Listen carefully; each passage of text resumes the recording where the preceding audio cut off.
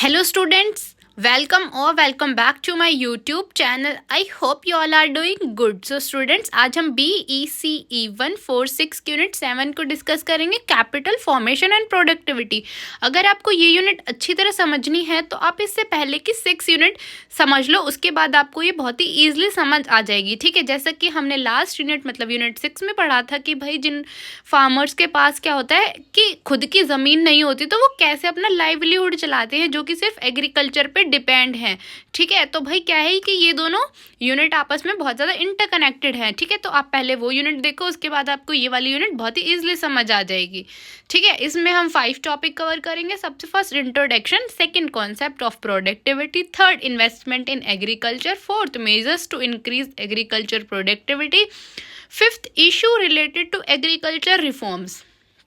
सबसे पहले हम इसके इंट्रोडक्शन की बात करते हैं। देखो भाई, इसके इंट्रोडक्शन में बताया गया है कि कैपिटल फॉर्मेशन एक वो प्रोसेस है जहाँ पे कि हम अपनी कंट्री के लिए क्या है कैपिटल स्टॉक करते हैं। जैसे कि आपके फिजिकल असेट्स आते हैं, जैसे मशीनरी है, हम इंफ्रास्ट्रक्चर पे पैसे लगाते हैं, बिल्डिंग पे पैसे लगाते हैं, स्पेशली हम ह्यूमन कैपिटल पे पैसे लगाते हैं, उनको अच्छी एजुकेशन देते हैं, उनको स्किल्स देते हैं ताकि वो क्या है कि हमारी इकोनॉमिक ग्रोथ में कॉन्ट्रीब्यूट करे।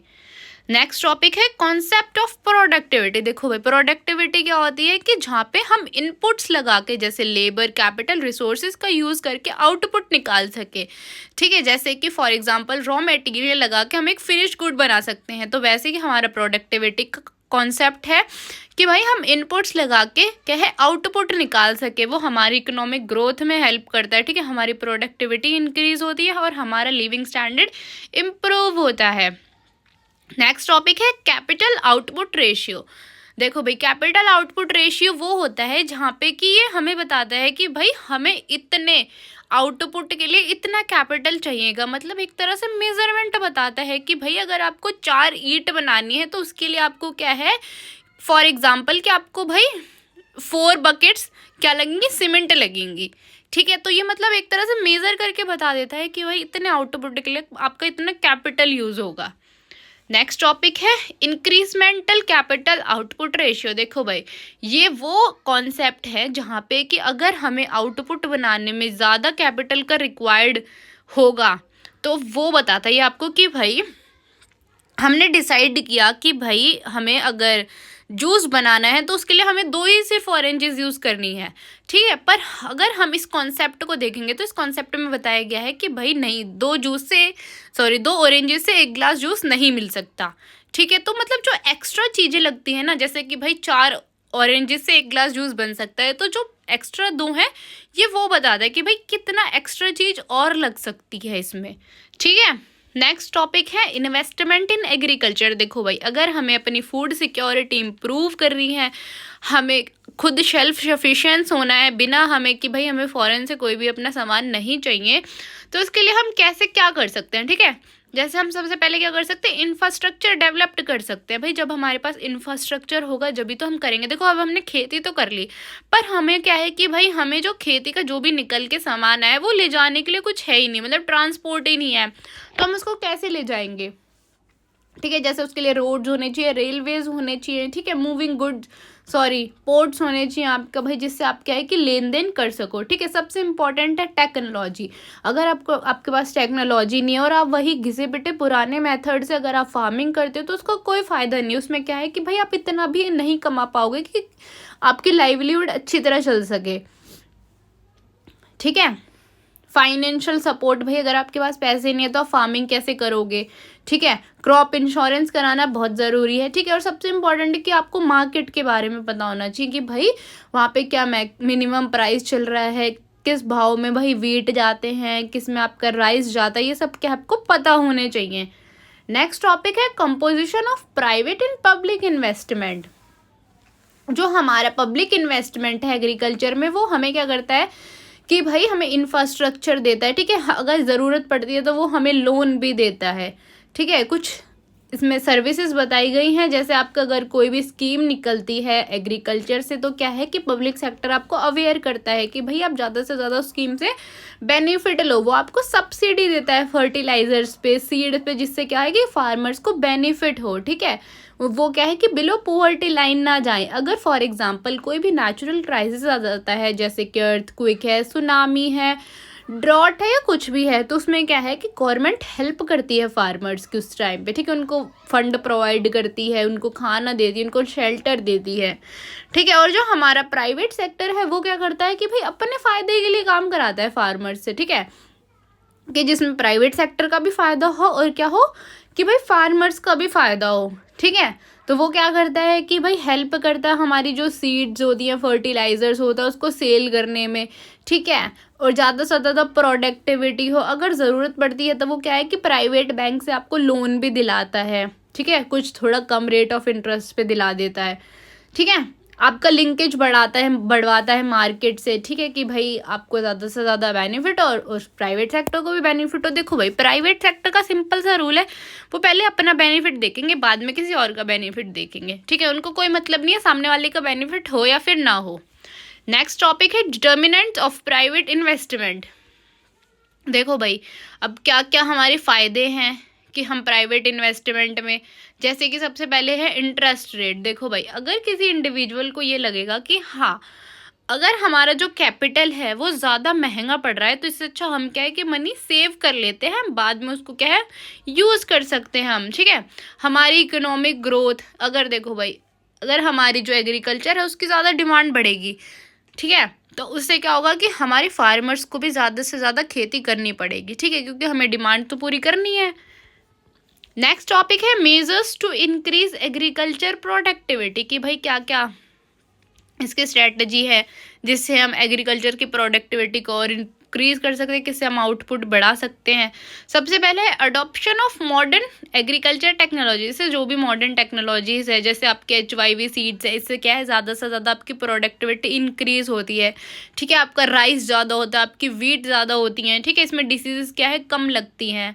ठीक है, हम क्या है अपनी जो इरिगेशन फैसिलिटी है हम उसको क्या कर सकते हैं, इम्प्रूव कर सकते हैं, कि भाई पानी देने की जो भी फैसिलिटी है आप उसको इंक्रीज कर दो। जैसे आपका जो स्पार्कल आता है, मतलब कुछ होता है फुहारे जैसा होता है भाई, और वो क्या करता है कि चारों तरफ अपनी आपकी फसल में पानी दे देता है। ठीक है, जैसे कि आपके ट्रैक्टर्स है, हार्वेस्टर्स है, वो आपको चाहिए होंगे।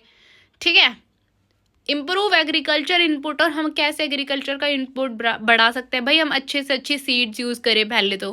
ठीक है, ये नहीं है कि भाई कैसी भी सीड यूज़ कर दी, उससे क्या है कि ना तो फार्मर को बेनिफिट होगा और ना भाई क्या है कि उससे हमारी जो इकोनॉमिक ग्रोथ है ना उसको बेनिफिट होगा। ठीक है, हमें प्रॉपर भाई फर्टिलाइज़र का यूज़ करना है। ठीक है, सॉइल को पहले टेस्ट करना है कि भाई हाँ इस पे ये वाली फसल उग सकती है या फिर नहीं उग सकती। ठीक है, जो भी पेस्ट है, जो भी डिसीज़ है, उसको कंट्रोल करना होगा। ठीक है, कि भाई क्या होता है कि कभी कभी क्या होता है कि जो कीड़े वीड़े होते हैं ना वो हमारी फसल खा जाते हैं, तो हमें उसका ध्यान रखना होगा, या फिर उसमें जो भी हम दवाई वगैरह स्प्रे करते हैं हमें वो करनी होगी। ठीक है, नेक्स्ट टॉपिक है नॉलेजेबल डेप्थ। देखो भाई, नॉलेजेबल डेप्थ वो होती है जहाँ पे कि हमारे जो भी फार्मर्स होते हैं उनमें स्किल की कमी हो, नॉलेज की कमी हो, वो सिर्फ क्या करते हैं कि ट्रेडिशनल मेथड से ही अपनी फार्मिंग करते जा रहे हैं। ठीक है, तो ये सारी कमी किस लिए होती है, सबसे फर्स्ट है limited access to extension services. कि भाई देखो फार्मर्स क्या है कि इतना खेती में बिजी हो जाते हैं वो अपने आप को अपडेट ही नहीं कर पाते हैं। ठीक है, कि भाई क्या नई टेक्नोलॉजी आई है, कौन से नई सीड्स आई हैं, कैसे क्या है। ठीक है भाई, कुछ फार्मर्स है तो ऐसे होते हैं जो पढ़े लिखे नहीं होते ज़्यादा। ठीक है, तो वो क्या है कि जो भी टेक्नोलॉजी आती है उनको पता चल जाता है, तो वो क्या उसको अडॉप्ट नहीं कर पाते हैं। ठीक है, क्योंकि उनको पता नहीं होता, वो क्या है एक तरह से रिस्क नहीं लेना चाहते। ठीक है, जो भी मार्केट में ट्रेंड चल रहा है उसको नहीं फॉलो करते। ठीक है, वो सिर्फ अपना भाई अपने मर्जी की करते हैं बस। ठीक है, नेक्स्ट टॉपिक है इंस्टीट्यूशनल फैक्टर्स।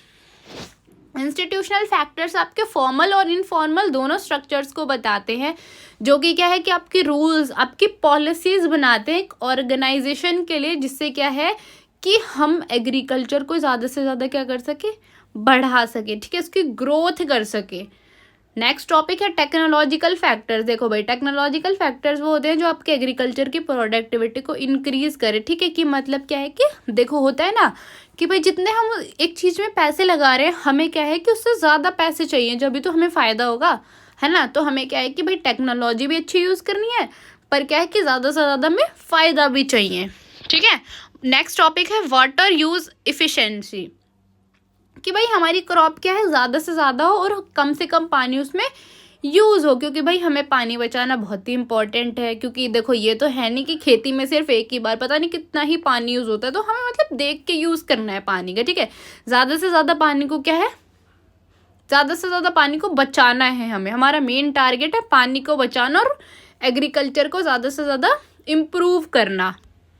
नेक्स्ट टॉपिक है issues related to agriculture reforms. क्या क्या इश्यूज आते हैं भाई, सबसे फर्स्ट है कि लोगों को फाइनेंशियल सपोर्ट ही नहीं मिल पाती। जो भी फार्मर्स होते हैं उनको भाई जल्दी से क्या है कि कोई भी बैंक वाला लोन दे के खुश नहीं है, क्योंकि उनको पता है कि अगर फार्मिंग से बेनिफिट हुआ तो भाई हमें हमारे पैसे मिल जाएंगे, नहीं तो हमें हमारे पैसे नहीं मिलेंगे। ठीक है, और देखो भाई कुछ फार्मर्स ऐसे होते हैं जो कि अपना जो पुराना मेथड है वो छोड़ना ही नहीं चाहते, नई नई टेक्नोलॉजी को अपनाना नहीं चाहते, क्योंकि वो क्या है भाई डरते हैं कि भाई अगर कुछ गलत हो गया, अगर हमें बेनिफिट नहीं हुआ तो हम क्योंकि हम तो एग्रीकल्चर पे ही डिपेंड है ना।